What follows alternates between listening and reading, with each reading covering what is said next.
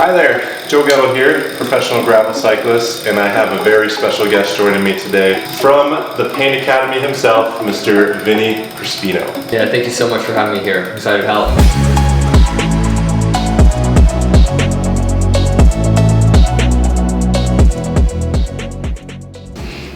Alright, so we're going to start off lying on our back, and for this one, let's begin by lifting our right leg off the ground. Interlace your hands together behind your leg, and we're going to begin with doing right foot clockwise circles, so really big slow rotations. And I want you to follow us as we're doing this, and let's talk about how it relates to how it's going to benefit you as a cyclist. So notice this right leg is in the position that you're spending a lot of time in as a cyclist. The hip and the knee are bent. What's very specific about this one exercise for cyclists is that we're actually articulating the foot motion. Your foot doesn't get a lot of motion when you're cycling. This one exercise is going to help reintroduce motionality to the foot, and what you're probably going to find is if the foot can work really well, this is simple, it's smooth, and it's easy. If you're noticing already that there's burning and fatigue, I want you to think about that. Tells us a lot about how stable your ankle is, and the quality of your ankle influences the quality of the knee, which also influences the quality of the hip. So in about 10 seconds, we're going to switch the rotation, keep it nice, fluid, and smooth. And now let's go ahead, same foot, switch the direction. And think about, as a cyclist, you're probably used to putting a lot of miles in, so you know how long it takes you to feel fatigue. If you're already feeling fatigue, this is an early indication that the foot is going to need to be in major focus with support, with what you have to do to maintain your body structure. Pay attention as you're doing this at home. Are you whipping through one area, or are you able to keep a nice, smooth, even cadence throughout the entire range? Most cyclists are going to know that you're avoiding the area that you don't have control over. If the foot functions well, this is a nice, smooth, even circle. If the foot does not function well, you're noticing it's choppy, jittery, maybe, depending on how many miles you spend on the bike, this is also snap, crackle, pop. It's making a lot of audible noise. This will change and get better over time. Okay, that was 1 minute. Now we're going to do point and flexes. Point the foot and pull it back. This is going to be the key interaction with your foot, because how much are your toes and how much is your arch actually moving with each repetition when you're on a bike? The answer is not much. The foot is almost in a fixed position. So when you do this, I really want to see the toes pull back, point them and curl them down towards the ground, see if you can shorten, get that arch to work. This is how we maintain toe and foot function as a cyclist. And I want your experience to be an indication of how well this leg works. If this is easy, we can check this off the boxes. We've got pretty good foot function. If this is hard, you should do this every single day before or after your ride. Great, let's switch sides. So now lifting left leg off the ground, holding left leg up. Let's start off doing counterclockwise rotations. And I have to imagine within the first couple of circles, you're probably already going to have an immediate opinion on which foot feels better, which one moves better, which one's stronger, and which one's more fluid. Now, the very important question that we have to ask is, if your right foot feels different than your left foot, how does that difference translate on the bike? Are you generating more power with one leg? Are you shifting the hips and the pelvis over to the side?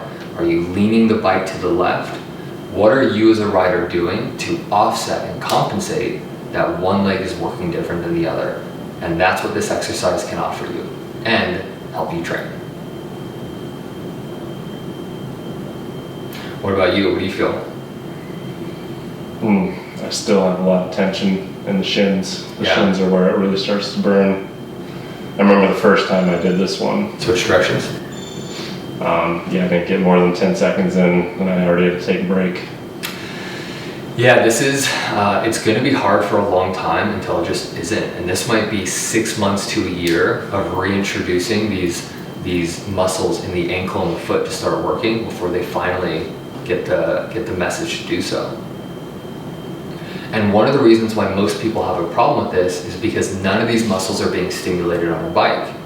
Now the question is, well, if these muscles aren't being stimulated on a bike and these are weak, but you're a cyclist, how is this going to make you a better cyclist? Because we don't really use these muscles. This is about bringing the best functioning body to the bike as possible. So the better these muscles work when you're off of the bike, the better your body is going to perform when you're on a bike. You're going to have lower recovery times, you're going to have greater movement economy, better efficiency, which means you get to do other things better. Okay, now let's point and flex the foot.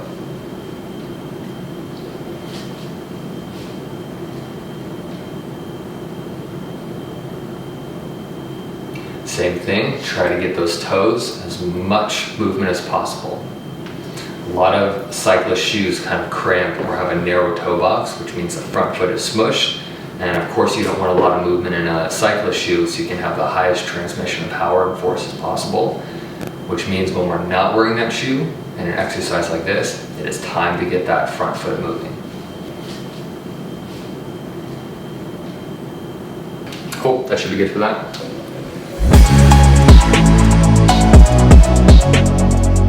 Grab an object that you can place between your knees. A yoga block works great. Grabbing a pillow, folding that in half, or a foam roller, just something you can place right between your knees and put pressure on. To start off, I want you to slouch and relax your upper body. There's two ways to sit tall. You can either use the strength in your back to hoist yourself up, which is exhausting and probably doesn't feel good, or you can use the muscles in the front of the hips to roll and tip the pelvis forward, which is going to naturally reposition the body more upright with less energy and effort.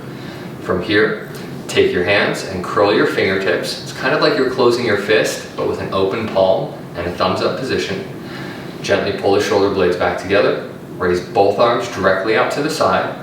And from here, we're going to start off doing very slow forward arm circles. And we're looking to do a circle that goes around the head of the shoulder. So notice how his arms aren't out in front or they're not down back behind him. We're trying to trace a really nice even circle around the head of the shoulder.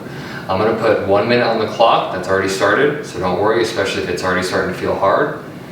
And gently hold this pillow between, or object or yoga block between your knees.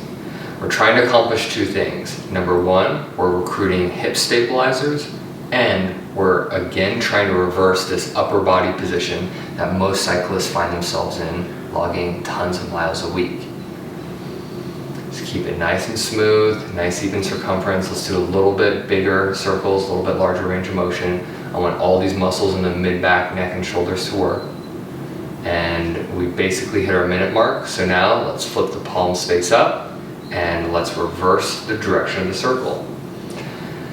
And especially if you're accustomed to and used to rounding the mid-back and holding on for dear life onto a bike, opening up the back into extension and getting the shoulders to work is probably going to be really challenging.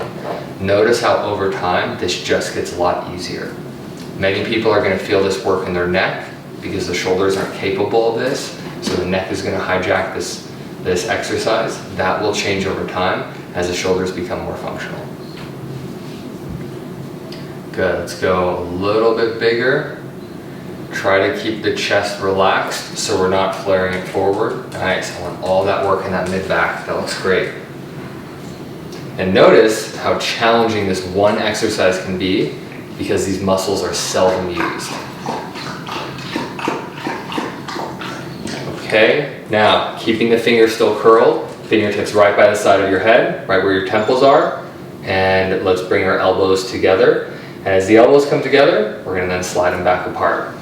Now notice how when his elbows come together, how he's not dropping them down towards the ground. He's not trying to round his mid-back like a cyclist might probably try and do.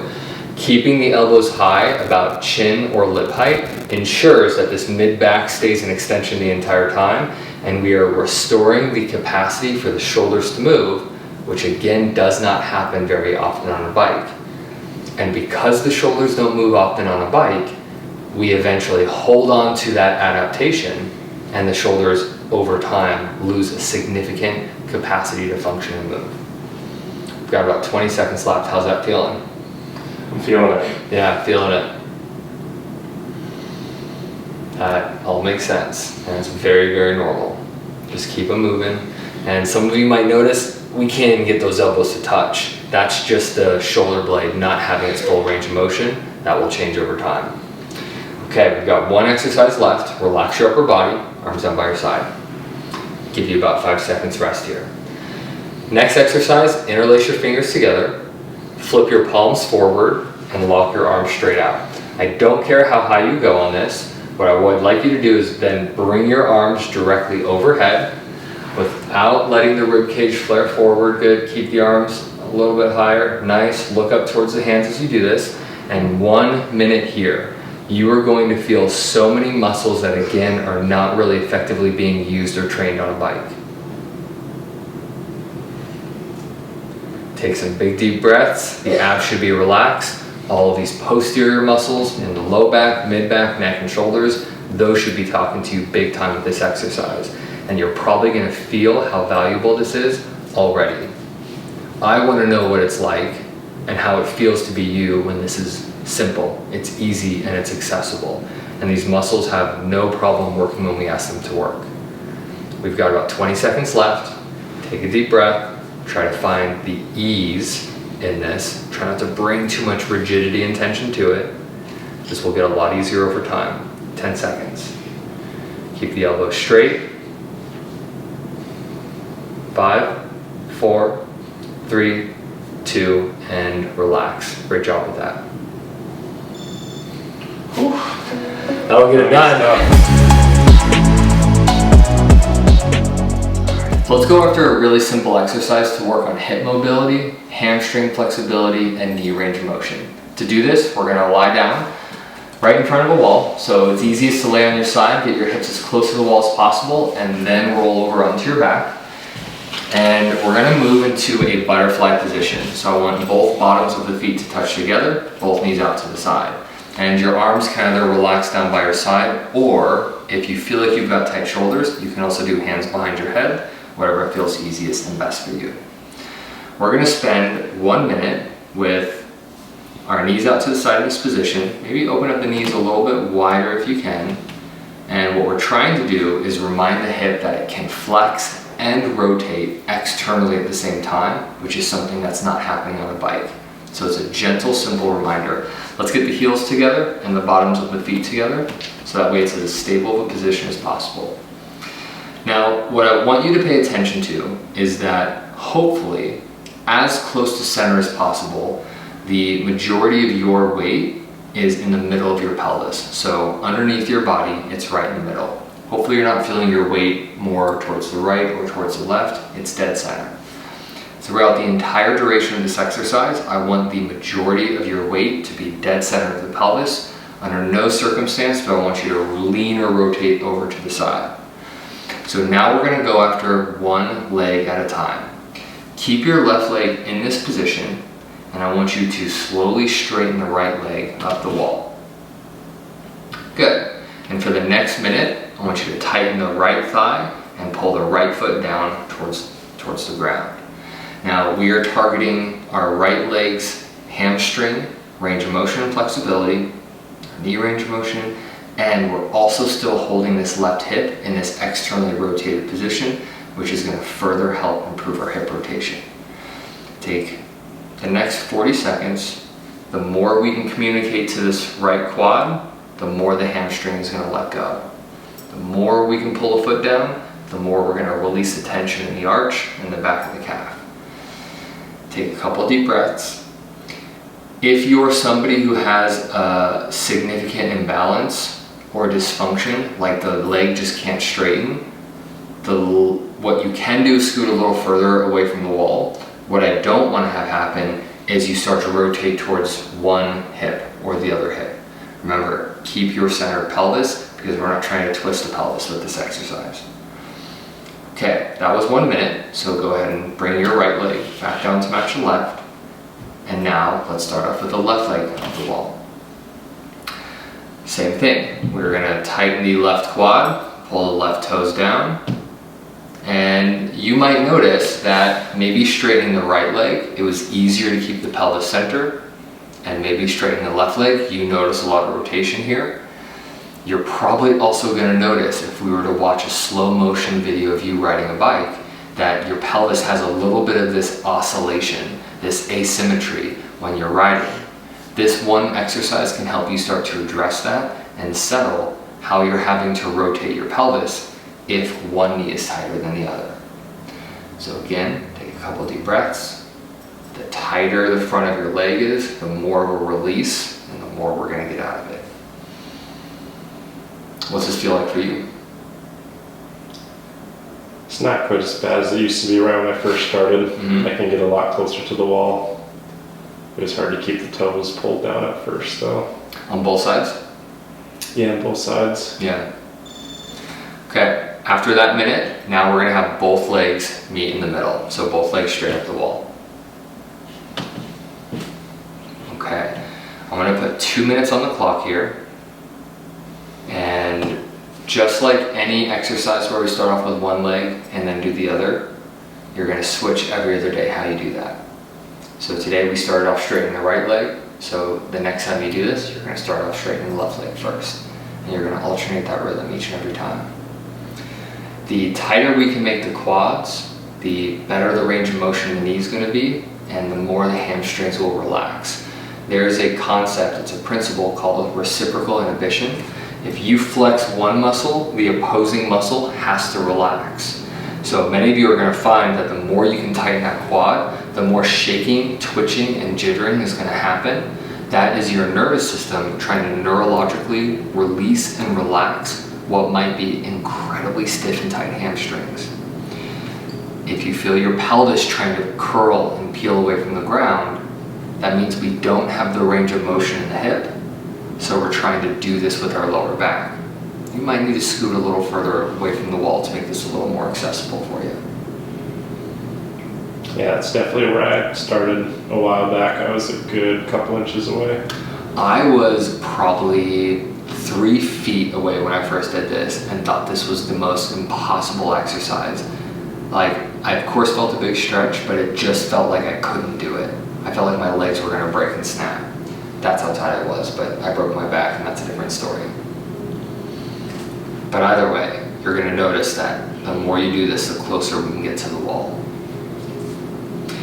And again, tying this back to why this is really important is nowhere on a bike does your knee actually go through its full extension range of motion.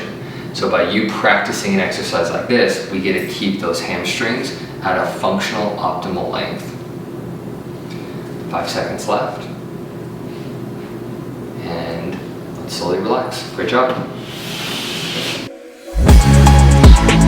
Alrighty, so if you have made it this far in the video, you've just made it through the couple routines we gave you, and I want to congratulate you into taking your first step into moving and feeling a lot better.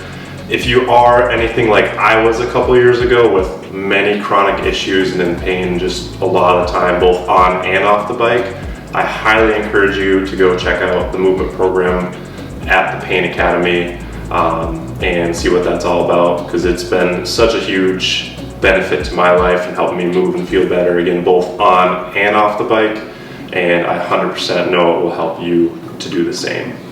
Yeah, any exercises that you tried, I think are a great first step. It's the best first step to take if you're feeling off or out of balance, or you feel like your body needs a little bit of maintenance. Oftentimes, bringing structure and progression to that is going to be the thing that delivers the best results. So if you're ready and willing to take the next step, I would love to help you do that.